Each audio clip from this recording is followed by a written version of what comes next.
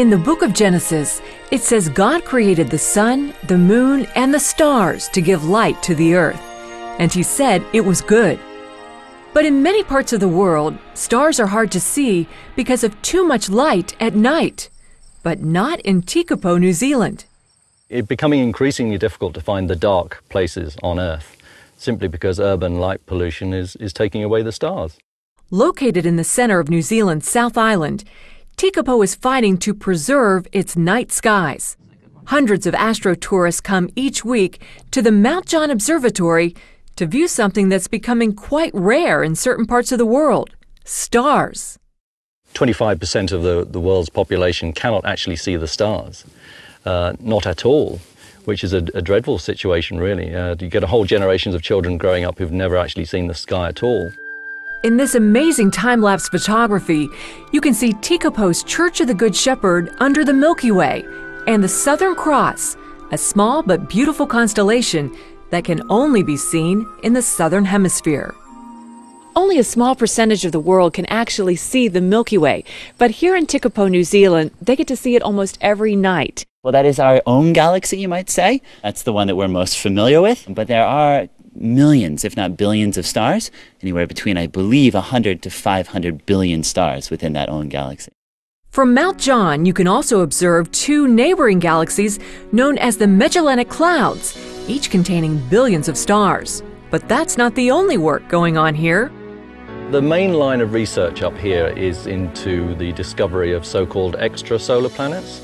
That is, planets going around other stars, stars other than our sun, that is. So to date, we know of around about 330 planets going around other stars.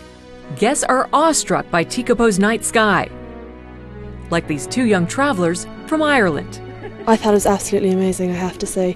Especially coming from a city where you don't get to see many stars in the sky, it was absolutely fantastic. Yeah, it just makes you think that there's so much out there that you don't know. And looking up there, you do feel closer to God, but it's like there's so much unknown that that you want to learn more about. During tours of this state-of-the-art facility, astronomers say people often have emotional reactions to seeing the stars. I remember particularly a couple from Australia just recently who came here, and one of those ladies actually wept with joy at the prospect of seeing the Milky Way for the first time, something she'd never even thought she would see. In hopes of protecting their night sky for future generations, this town of around 400 people has mandated special lighting, low-energy sodium lamps that are carefully shielded, and household lights that must face down, not up. But they're hoping to go even further by becoming the world's first UN-sanctioned starlight reserve, or what they like to call a park in the sky. We went to the university and we shared this vision of a park in the sky, which is quite a dubious type of vision to be walking around with. And then suddenly we're at Paris and we're at UNESCO and we're having doors opened and people think, oh, that's not such a silly idea. The idea still faces challenges, as it would be the first time a piece of open sky was designated as a World Heritage Park. But Murray remains hopeful.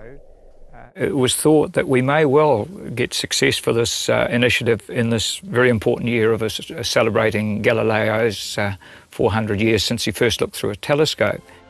So if this Starlight Reserve is given the go-ahead, TEKAPO and Mount John will be kept in the dark for generations to come. And that's exactly the way they like it. Wendy Griffith, CBN News, TEKAPO, New Zealand.